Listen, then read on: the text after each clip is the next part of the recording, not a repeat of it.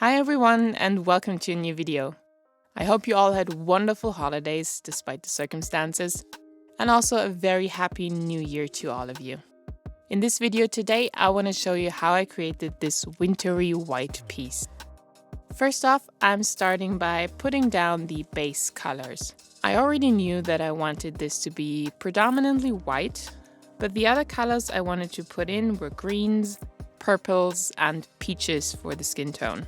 If you paint something that is supposed to be white, it's not just going to be white and grays for shading. It's always nicer if it has some colors in it. Like for example, when I paint a white t-shirt or a white shirt, I always try to shade with blues and greens, depending on the overall color scheme. It always makes it look more alive. And the same is true for this piece. Even though I wanted it to seem overall very white, I used a lot of color to shade and enhance the white elements.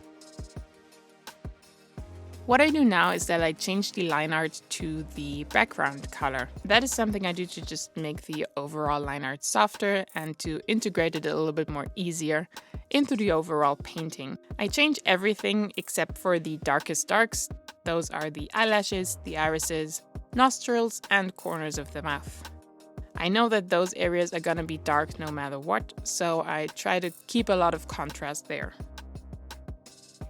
I try spreading out the colors over the whole piece. Like you see, I use this minty green to not only shade one certain element of the piece, like the sweater, but to disperse it over the whole piece. This is a general rule for painting. When you use a color, try to spread out this color across the whole piece. This is going to make everything look a little bit more cohesive and more like it belongs in the same world.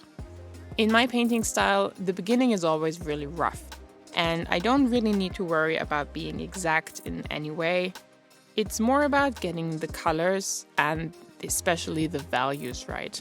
That means to figure out where I want the darkest and where I want the lightest areas to be. I made a whole video about values and the importance of your darks and your lights.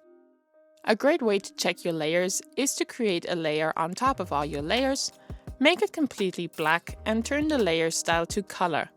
That will make your piece appear black and white, and you can see where your darkest and your lightest tones are.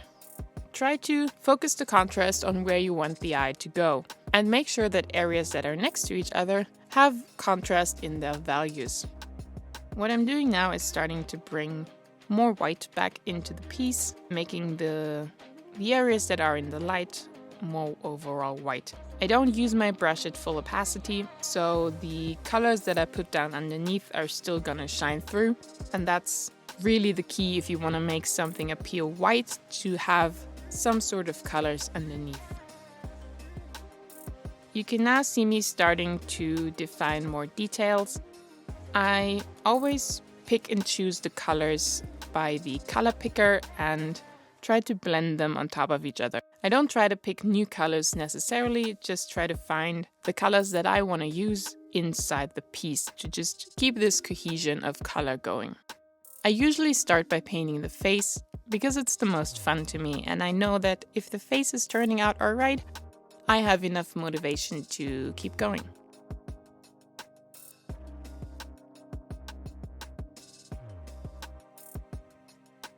What I'm starting to do now is put a layer on top of the line art layer and start coloring on top to bring it all together. That's usually the point when I know that I have roughly the colors that I want laid out everywhere, and I can now start to define. How I do this and how I paint is I put the flat brush that I'm using, that's just the most standard basic flat brush. I put this brush on about 50% opacity, and I color pick the colors again to lay them over top and to get more blended. Again, I start with the face because it's my most favorite thing to paint.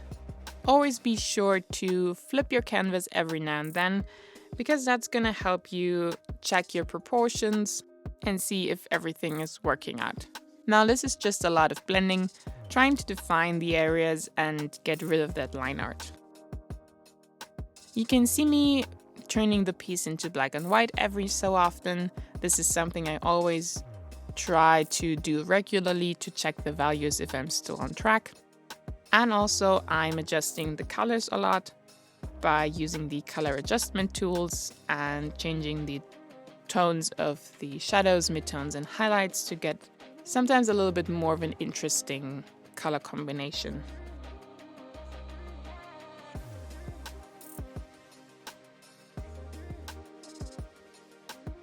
In the end here, you can see me use some gradients to get a more softer shading. This is just a gradient brush that I found online. There are tons of Procreate brushes free to download online if you just have a look. You can also do this with the soft airbrush tool.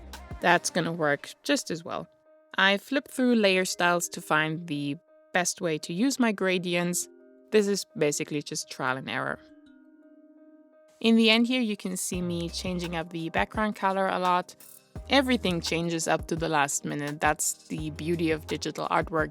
You're never really constricted to the colors you put down. You can change up basically everything up until the end.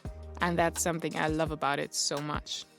You can see me put a little bit of white on top again because I found that some areas were a little bit overworked, overshaded, and I wanted to make them a little bit more flat again, a little bit whiter.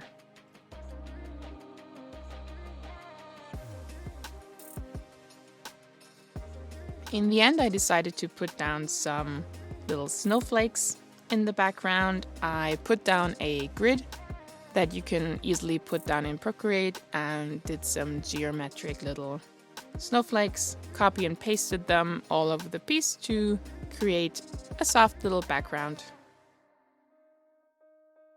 In the end, it's always tweaking and twiddling with the piece until I'm happy. Usually I put in some more gradients, change the colors again a little bit. Just use everything you have to your advantage. And there we have it. In the end, there's my wintry white piece. If you want to see what I've been up to, you can always check out my Instagram at @CaroTheCreator. That's everything for me today. I hope you're enjoying the wintry season. Have a lovely day. Goodbye.